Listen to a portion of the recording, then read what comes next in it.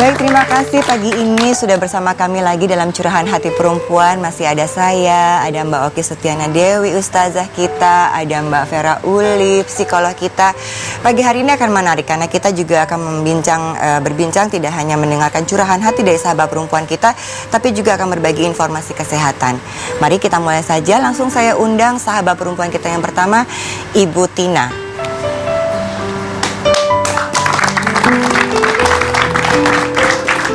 Ibu Tina, yuk bergabung sama kita. Perlu dijemput? Bisa ya? Hati-hati. Nanya sama saya? Bisa? Ya. Oke. Hati-hati ya, Bu. Gak apa-apa, pelan-pelan aja. Ya, silahkan ketemu sama Mbak Oki Setiana Dewi. Ketemu dengan psikolog kita, Mbak Vera. Terima kasih sudah hadir. Silakan Bu duduk di tengah-tengah sama saya. Oke. Baik, di sini ya. Bu Tina, sebelumnya kami mengucapkan terima kasih sudah bisa datang ke sini, mau berbagi dan memang mengirim email ya, untuk bercerita sama kita. Boleh diceritakan dulu kekerasan fisik yang dialami itu seperti apa saat ini ya? Yang dari pas menikah sampai saat ini. Dari nikah sampai saat ini sudah berapa lama menikah? 5 tahun terakhir ini. Apa yang dilakukan? Ya kalau aku bilang lagi aku nggak punya uang. Lagi nggak punya uang? Karena memang kalau aku nggak cari sendiri aku nggak makan. Harus cari sendiri supaya bisa makan. Iya, dia cari uang itu cuman cukup kasih buat susu anak. Itu pun juga kebanyakan aku yang nombokin. Jadi suami cari uang itu hanya cukup untuk susu anak, itu pun ibu yang menambah uang itu. Sedangkan saya dengar dari teman-temannya, enggak, dia gajinya lumayan katanya. Padahal gajinya lumayan, kata teman-temannya. Terus kalau aku bilang, aku sakit memang, sebulanan ini sakit. Iya. Setiap aku sakit nggak pernah dia tahu. Dia tinggal pergi. Dia nggak peduli di rumah ada makanan atau enggak. Iya. Kalau aku minta, dia lempar apa barang yang ada. Terus aku sakit, masa harus aku lapar juga? Aku cari uang kemana kalau sakit begini kan? Iya, maaf Ibu, suaranya kan ibu-ibu di sini juga ingin mendengar ya. Boleh agak lebih keras Bu, karena kan Ibu di sini memang ingin cerita kepada kita semua. Suaranya boleh agak keras sedikit ya, nggak apa-apa Bu. Memang sedih, nangis itu memang perlu ya Mbak Vera, supaya bisa meringankan sedikit saja mungkin beban dari Ibu. Tapi kita perlu mendengar cerita lebih jelas. Jadi kalau Ibu nggak punya uang, kondisi sebulan ini Ibu sakit, minta uang pun dimarahin, dilempar barang seperti itu. Tapi kekerasan fisik ada juga tidak? Sering. Sering? Kalau aku kekeh gitu kan. Iya. Ya Allah, emang aku ini minta apa? Cuma minta 10.000 aja, tinggalin. Aku bilang kan. Iya. Dia bilang, lo gak ngerti amat, katanya gitu. Sampai dia ambil barang, dilempar, ya kan. Terus udah sekarang aku lebih banyak diam, Mbak. Bukannya apa-apa. Kalau aku terus bilang, teman kamu kan bilang begini-begini, ya udah lo sama temen gue aja gitu. Dia terus dari waktu nikah lah seperti itu, yang lebih parahnya waktu aku hamil Bilqis. Iya. Itu diseret dari atas tangga, dipukulin karena aku minta uang buat periksa ke bidan. Terus setiap pokoknya aku minta pertanggungjawaban ekonomi dari dia. Kalau aku lagi nggak bisa cari karena sakit gitu, atau aku lagi nggak ada uang buat beli makan, dia lagi di luar, aku SMS. Gue nggak seneng dunia akhirat kalau gue lagi di luar, lo minta mahal beliin makan. Dari situ saya nggak pernah minta.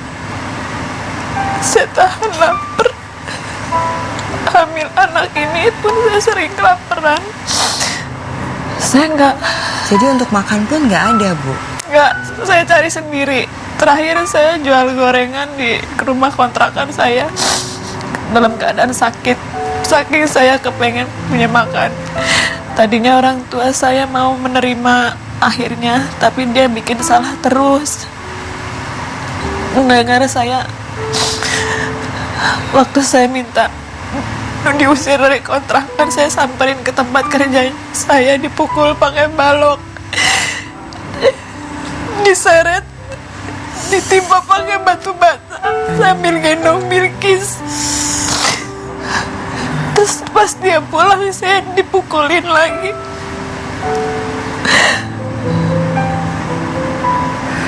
Seminggu itu sering, Mbak.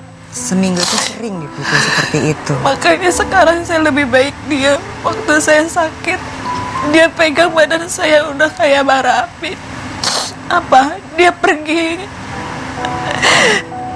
nggak mau tahu aku sakit. Dia tidur aja. Tapi kalau giliran dia cuman batuk, aku dalam keadaan sakit pun aku dibangunin, bangun. Kerikin gue nih, saya kerikin, Mbak. Saya urusin dia. Tapi kalau kemarin itu 3 hari yang lalu, saya memang benar-benar nggak kuat.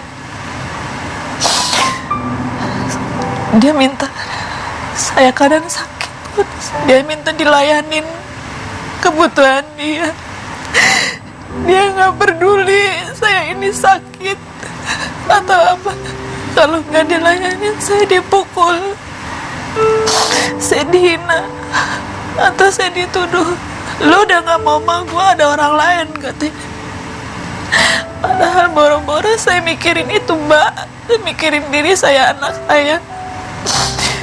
Saya kadang cuma bisa kangen sama kedua anak saya.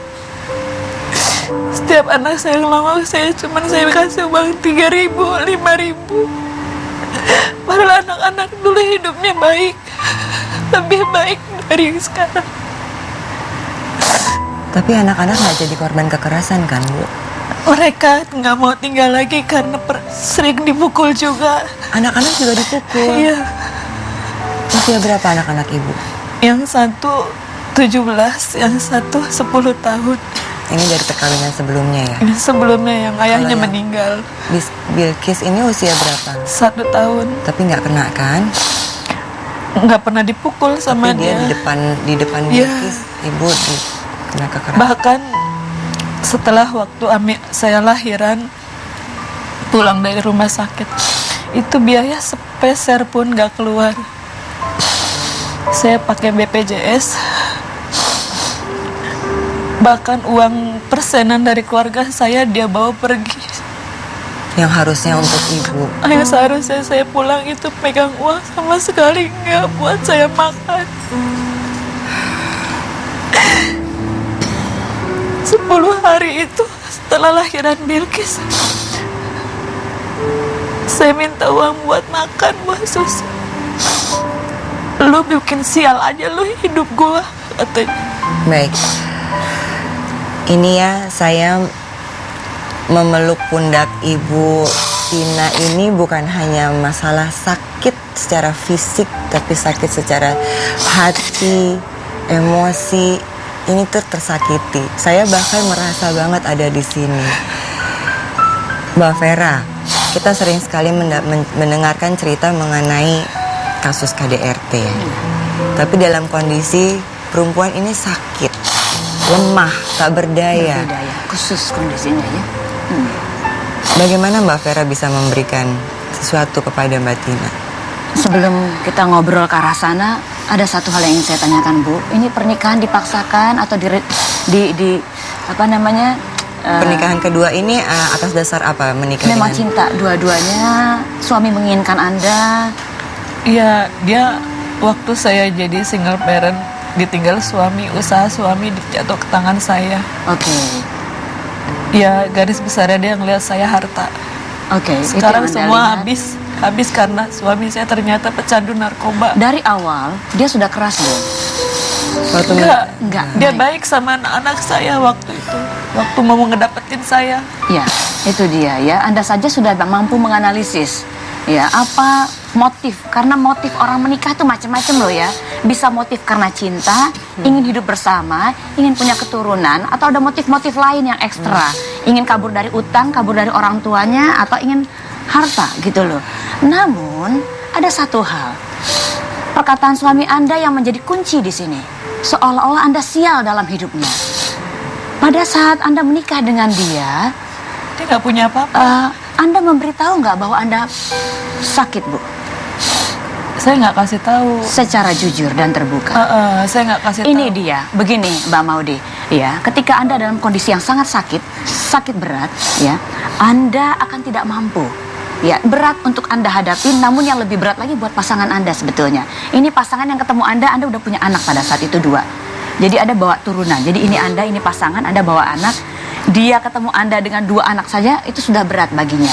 Karena sebelumnya dia nggak punya anak. Ketika dia ketemu Anda ternyata Anda punya sakit, ya nanti mungkin kita akan gali lagi sakit apa sebetulnya gitu ya. Ketika Anda ternyata sakit, sakitnya menular atau tidak, bagi pasangan itu sebetulnya adalah beban tersendiri.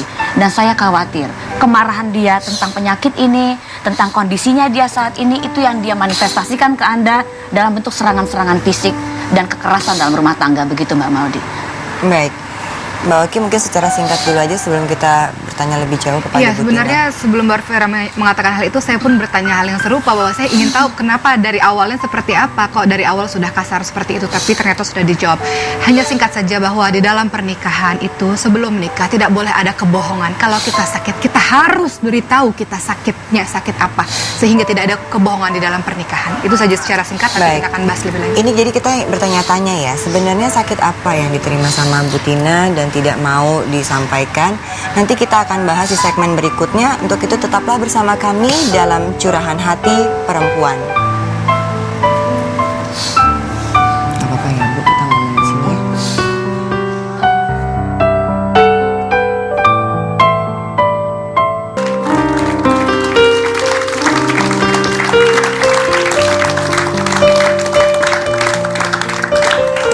Mari kita lanjutkan lagi perbincangan. Kita mendengarkan curahan hati dari Bu Tina, menikah dengan suami kedua yang sering melakukan kekerasan fisik, caci maki, dan hanya mengincar harta dari Bu Tina. Tidak cukup dari itu, sang suami juga ternyata mempunyai keluarga, punya istri dan 3 anak lainnya.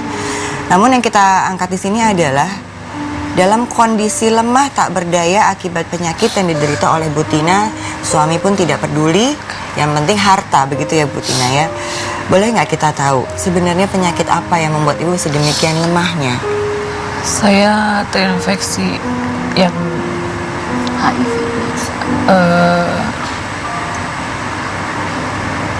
semua ada komunitas ODA. ODA, Ya, orang dengan Dengan HIV/AIDS. terus itu saya tertular karena suami saya yang pertama. Suami saya pertama itu juga nggak tahu. Sedangkan suami pertama saya itu adalah suami dunia akhirat, imam di dalam rumah tangga, benar-benar. Seorang suami yang baik, tidak pernah berhubungan dengan dunia seks. Tidak Wanita pernah. pertama itu saya. Dia sampai sumpah di depan guru ngajinya bahwa saya tidak pernah berbuat apa-apa. Saya nggak tahu tertular dari apa. Saya pasrah, saya ikhlas. Kalaupun saya harus pulang duluan. Dia bilang gitu. Terus saya akhirnya sama dokter dicek juga. Cuman baru waktu itu tahap awal pembukaan. Saya sempat putus asa. Saya berita orang tua saya setelah 7 hari meninggal suami saya. Saya pikir dia mau pulang ke rumah orang tua saya. Nggak tahunya saya ditaruh di kamar belakang. Rumah nenek saya dikunci. Saya nggak boleh keluar, nggak boleh ketemu siapa-siapa. Kasih makan saya cuma nenek almarhum nenek saya. Dari situ saya merasa dunia saya sudah berhenti di sini. Anak-anak pun nggak boleh ketemu sama saya. Sampai akhirnya 2007 saya diusir sama papa saya. Saya bawa anak-anak, mama saya bela saya bawa dengan bawa uang 15.000. Saya berjuang hidupin ibu sama anak-anak saya. Kayak ketemu sama orang yang pernah ngurusin suami saya waktu di rumah sakit. Dia bawa saya, bimbing saya sampai saya bisa kesana kemari tahu tentang apa itu virus itu, bagaimana cara penularannya atau apa. Baik. Dan akhirnya ibu tahu nggak kalau memang suami yang pertama itu adalah imam yang baik dunia dan akhirat. Saya Ibu percaya bahagia, ibu baik dan ibu percaya sama suami ibu. Dari mana virus itu bisa datang ke suami ibu? Dari dia sering cukur di pangkas rambut. Jadi dari situ terus Pisau cukur maksudnya? jadi kan ada orang ganti-ganti gitu kan. Dia cuma cucinya cuma pakai air hangat. Nah kebetulan dia mungkin lagi ya namanya udah jalannya dari Allah ya. Saya ikhlas karena waktu 10 hari meninggalnya dia saya lagi diisolasi. Assalamualaikum, dia duduk arwahnya. Neng bangkit, kasihan anak-anak katanya. Ayah di sana udah enak katanya. Datang pun ayah udah disediain tempat yang lebih baik. Alhamdulillah. Dia kasih tahu itu. Tahu kan kamar kita besar seperti apa? Di sana lebih besar, wangi. Ayah enak, nih gak usah pikirin ayah. Cuman ayah minta kirim doa. Neng bangkit. Jangan pedulikan orang katanya. Baik. Pergunakan harta kita peninggalan ayah sebaik-baiknya. Jaga anak-anak. Dan itu yang membuat ibu bangkit lagi ya. Saya Ibu bangkit. kembali lagi ke masalah pisau cukur itu. Ibu akhirnya terbukti dari mana bahwa pisau cukur itu adalah yang menyebabkan tertularnya virus HIV itu? Karena beberapa faktor ya penularan. Faktor utama ganti-ganti Melalui cairan pasangan. tubuh, melalui Iya. cairan tubuh sebetulnya. Tidak dilakukan itu. Terus yang kedua pengguna narkoba IDU suntik. Iya. Itu resiko tinggi yang utama. Yang ketiga oral seks atau melalui hubungan badan yang Tidak aman. Yang keempat, seumpama misalkan saya kecelakaan, Iya. nah ada orang itu nolongin, Transfusi dia buka, enggak dia punya luka, punya ada luka sedikit menganga, pegang darah saya itu tertular. Nah terus operasi pun bisa tertusuk jarum. Ada kasus suster di rumah sakit Tangerang pun kena karena operasi, dia ketusuk operasi waktu ada seorang yang penyakitnya udah sangat drop, dia tertusuk, akhirnya dia tertular. Ada juga dokter di Bandung, saya tahu juga. Baik. Jadi memang ini salah satu dugaan atau memang sejauh ini suami terkenanya dari pisau cukur itu ya? Iya, saya percaya suami saya nggak berbuat yang negatif karena memang dia nggak pernah bergaul. Dia selagi masih, karena memang 7 bersaudara, semua perempuan, kakaknya terakhir dia laki-laki yang terusin usaha almarhum mertua saya. Jadi dia sekolah pun sebenarnya dia nggak tinggi.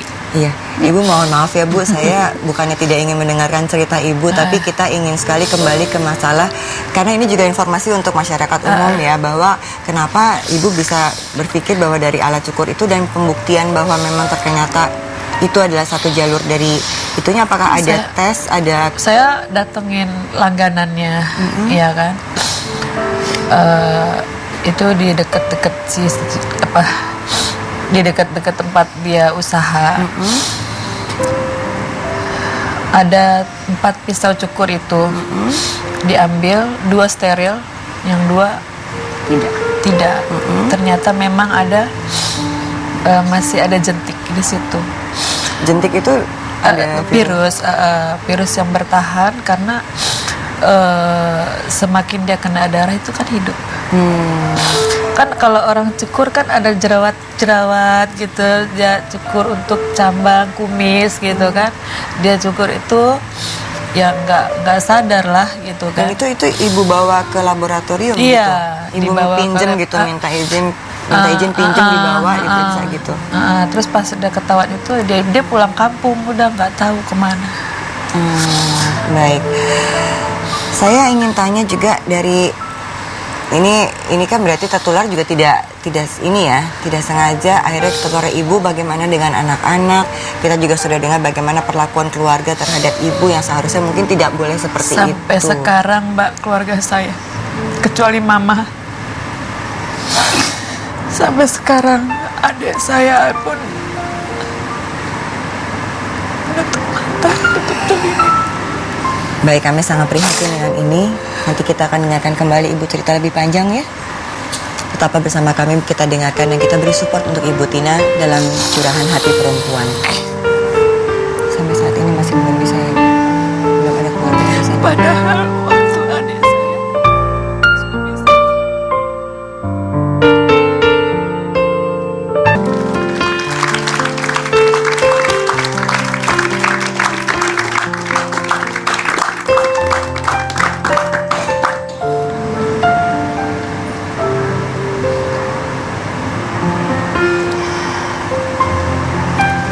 Tertular dengan virus HIV dari pisau cukur yang digunakan bersama-sama tanpa dibersihkan dengan jelas, dengan bersih, dengan tepat. Dampaknya yang diterima oleh Ibu Tina setelah itu, dikucilkan oleh keluarga, diisolasi oleh keluarga, tidak diterima oleh keluarga. Dan tadi ibu sempat mau cerita tentang adik ibu yang padahal waktu suami sedang sakit, dia datang butuh uang 1 juta, dia lagi dikejar utang, dia mau kabur, dikasih sama suami saya, kasih Neng, rezeki dari Allah pasti datang, kasihan adik kamu, saya kasih. Sejak itu suami meninggal pun dia nggak datang. Sampai saya sekarang pun kalau saya butuh deh, aku pinjam uang 50.000 aja, gak ada balasan. keluarga ibu juga mengetahui kondisi ibu saat ini, betapa ibu sangat membutuhkan. Cuma mama, tapi mama daya apa, sedangkan mama udah pisah, udah pisah sama papa. Anak-anak ibu bagaimana kondisinya? Saya belum cek karena keuangan. Sekarang kan semuanya serba bayar, nggak gratis kayak dulu gitu kan. Sekarang semuanya sudah serba bayar.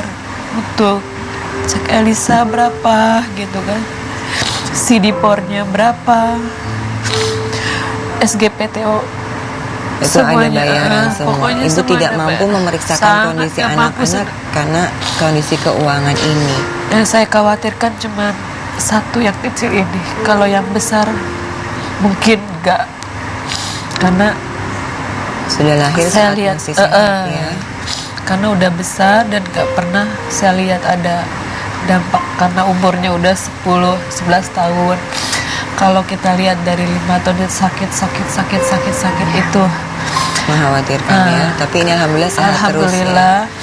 Walaupun saya jarang ketemu, saya bukannya gak mau nemuin, karena saya kondisinya gak punya apa-apa.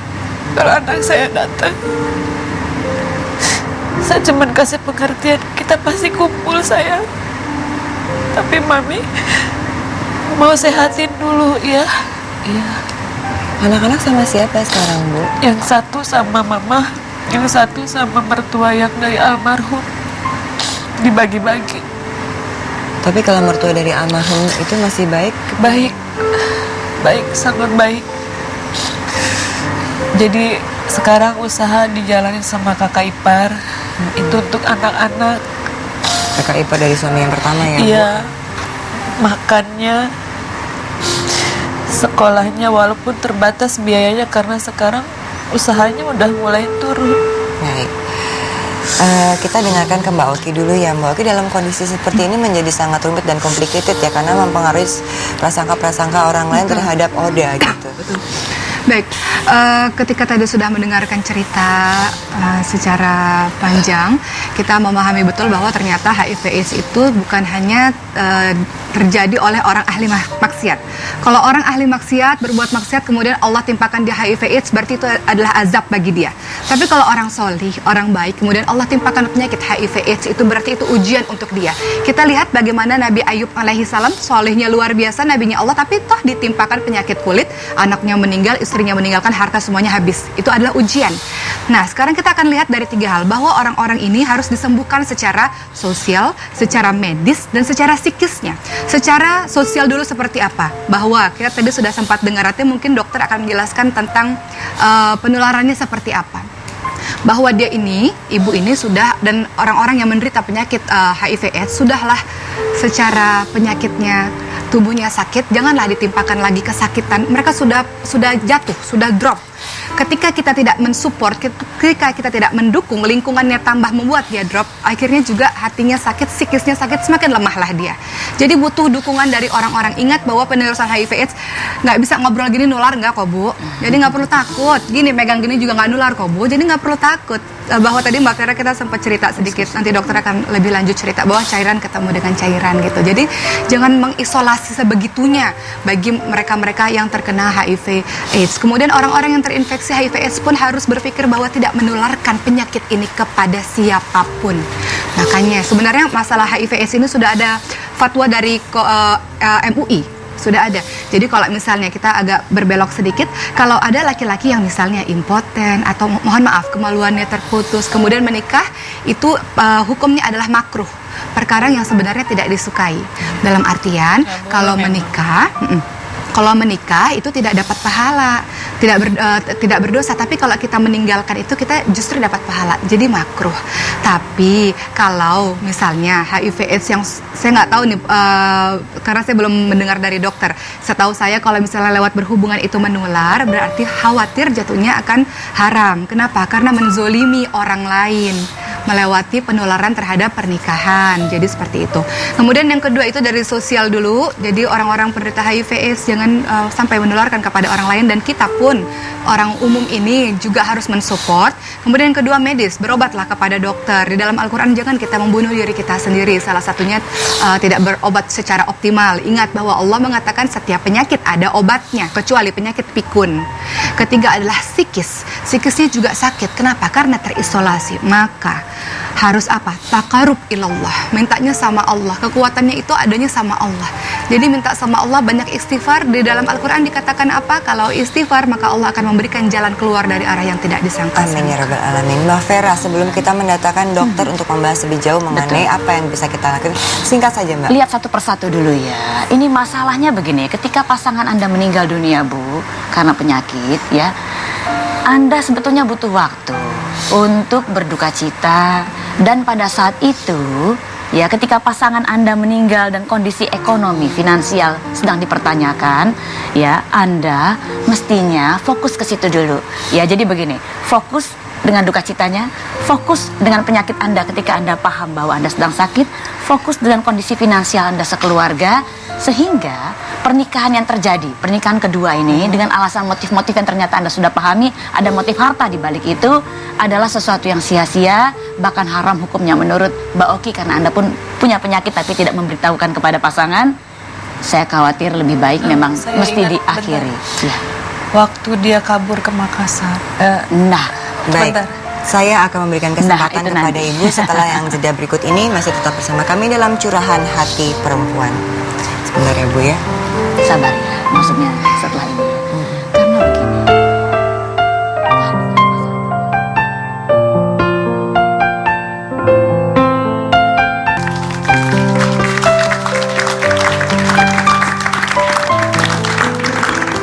Baik, Saya sangat berharap pemirsa bisa tetap duduk dan mengikuti curahan hati perempuan dengan apa yang sudah kita dengarkan dari Ibu Tina yang tertular HIV AIDS dari almarhum suaminya hanya karena alat cukur yang tidak bersih.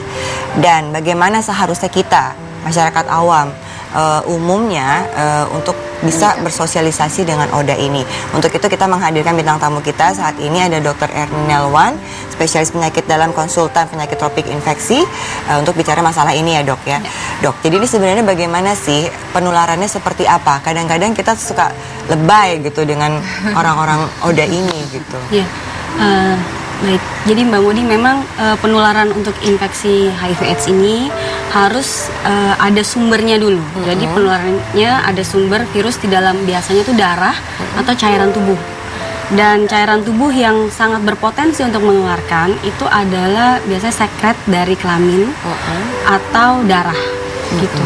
Ada beberapa cairan tubuh lain yang tentunya orang khawatir ya, seperti ludah atau misalnya ya paling banyak dari ludah atau air mata, itu apakah bisa menularkan.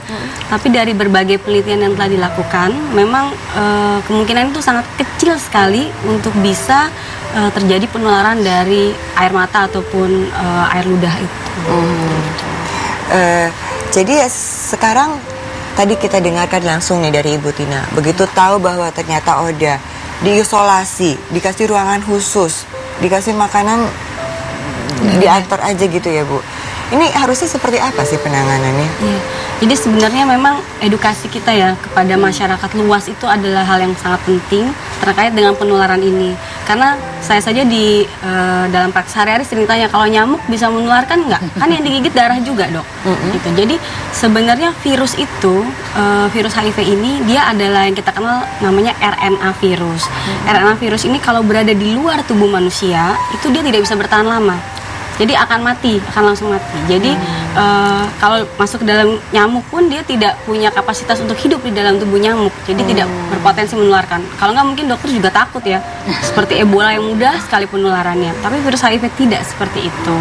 Jadi memang isolasi rasanya tidak ada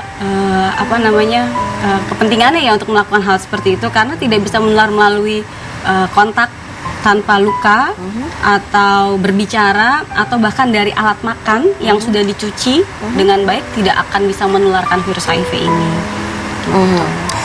Nah sekarang juga kita ini karena ini keluarga ya, berkaitan dengan pernikahan ya. Mungkinkah mereka menikah? Kalau menikah mungkin, tapi tadi Mbak Oki sudah katakan bahwa dari awal kalau memang ada kondisi sakit atau apa itu harus menjelaskan kepada pasangan. Karena melalui pernikahan pasti akan ada kontak seksual dan ini bisa berpotensi menularkan. Tetapi apabila pasangannya yang terinfeksi virus ini sudah diobati dan kadar virus di dalam darah itu sudah sangat-sangat rendah, maka resiko penularan pun menjadi lebih kecil.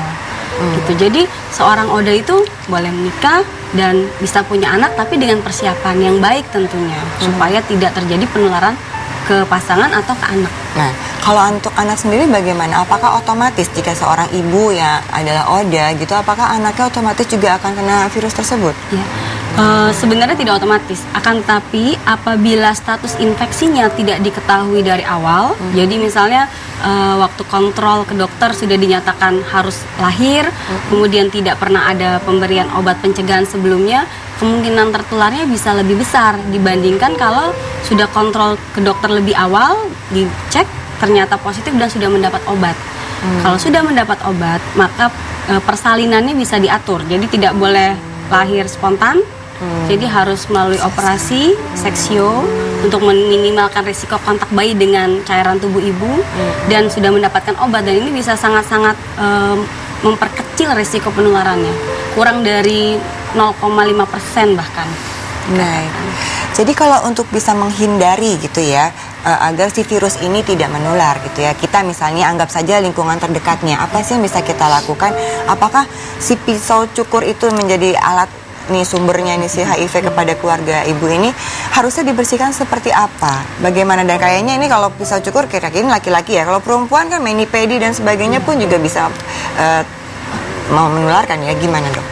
Jadi memang personal items, barang-barang pribadi ya, seperti pisau cukur, sikat gigi, semua yang sifatnya pribadi sebaiknya tidak di-sharing, tidak dipakai bersamaan atau bergantian gitu. Jadi harus dipakai sendiri pribadi karena jangan hanya khawatir atau takut pada virus HIV, tetapi banyak sekali sumber-sumber virus yang menular melalui darah seperti hepatitis B, hepatitis C. Ini juga ya menjadi penyakit yang harusnya dikhawatirkan ya, karena sama penyembuhannya itu sulit dan virus ini sangat-sangat hepatositopatik gitu. Jadi dia kalau sudah masuk nggak bisa keluar lagi. Bukan hanya HIV. Jadi memang sebaiknya tidak sharing terhadap barang-barang personal. Tapi kalau hal-hal seperti kayak kita pergi ke salon gitu, itu kan bareng-bareng. Apa kita bawa alat sendiri? Gimana ya, Dok? Sebaiknya bawa alat sendiri, Mbak Maudi. Minimalkan memang seperti itu. Kayak gitu ya. Baik, ini kalau misalnya gini ya, menanganinya bagaimana? Kalau kita nih, maksudnya ibu saat sudah ternyata terkena gitu ya. Tadi ibu katanya sempat ada orang dari rumah sakit yang membawa ibu untuk mengetahui apa itu HIV dan bagaimana gitu ya, Bu ya. Saya waktu itu rutin berobat sehat badan saya. Berat badan juga 555. Terus sehat, makanya saya menikah saya nggak bicara karena saya sudah konsul sama dokter. Kalau ibu ini saya cuma tertular dan tidak ada infeksi pornografi. Jadi waktu saya cek viral juga pun virusnya itu 0, berapa gitu kan. Jadi saya minta apakah saya menikah ini saya nggak kasih tahu suami saya ini aman atau tidak. Yang dia bilang ya itu kembali kepada ibu, tapi kalau untuk tidak siap sekarang ini nggak perlu. Tapi ibu harus tetap rutin berobat. Saya rutin dari itu sampai bertahun-tahun sampai ternyata dia menghabiskan semuanya. Yang akhirnya ada perubahan sistem, harus bayar semuanya. Saya nggak sanggup, sudah saya stop obat. Baik, kita akan ngobrol lagi lebih lanjut dengan dokter dan juga Bu Tina ya. Apa saja yang harus dilakukan setelah memang terkena dengan ODA ini? Apakah ada kemungkinan untuk sembuh? Bagaimana obatnya? Bagaimana penanganannya? Tetap bersama kami dalam Curahan Hati Perempuan. Jadi ya dok, tetap harus mengikuti suara.